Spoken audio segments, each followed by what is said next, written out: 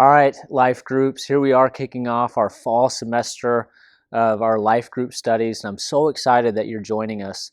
And I'm especially excited about the study that I get to introduce to you tonight. So this study I've decided to entitle God Songs, a semester in the Psalms. And I just want to take us back to really even the beginning of the biblical story.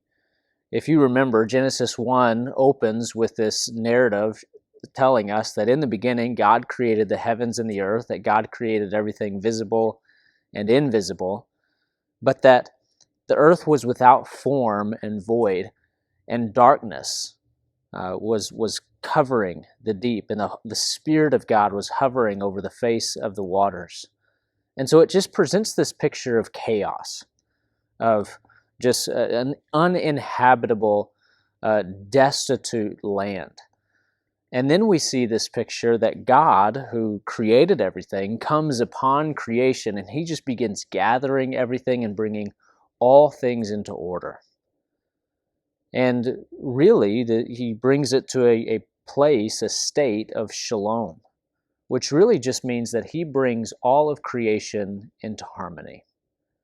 So imagine, if you will, we've all been to maybe some type of concert, or maybe a high school band concert, or maybe you've been to a professional orchestra, and you walk in and all the instruments are there, and the different musicians are kind of warming up, they're preparing their lungs, and at first it just sounds like a bunch of chaos. There's just nobody's really playing together. It's just a bunch of random sounds. But then the conductor walks in and gets up to the podium and bangs on the podium, gets everybody's attention, and then there's this hush on the crowd.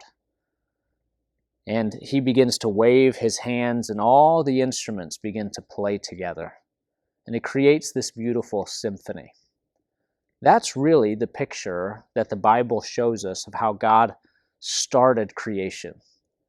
That he created it to exist in this perfect harmony that would forever play this beautiful symphony of life, where mankind would just exist in this eternal, beautiful dance with him, that there would be harmony between all of creatures, that there would be harmony and peace between mankind and every animal, and between mankind and God. But as we know, sin comes into the story and completely disrupts this sound. And now it's back to chaos. And now, instead of creation playing God's song, we're sitting and listening to Satan's song. And it's terrifying, and it reminds us of chaos, and it causes confusion, and it causes fear and uncertainty. And yet God, in his grace, as he's promised to bring all things back to harmony in the future, he has given his people throughout history a way to re-engage and realign ourselves with his song. And that's through the Psalms. The Psalms are the tangible way that God's people can re-engage with God's songs. That we would remind ourselves of his rhythm.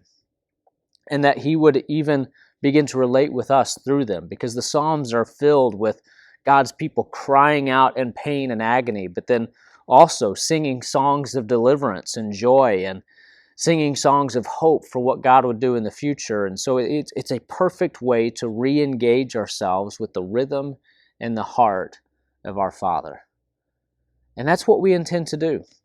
One thing here at Living Faith Church is we're known for having a really powerfully anointed worship team, to where we have some amazing anointed times together when we gather on Sundays and sing and give praise to God and cry out our hearts to him. And my prayer is that we would begin to take those Sunday morning experiences and bring those into our home groups as we gather together and study the songs of God.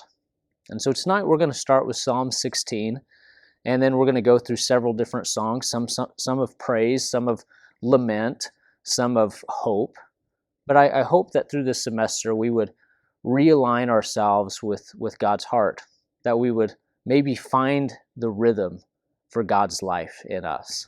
So I hope you enjoy tonight, and I'll see you next time. Thanks.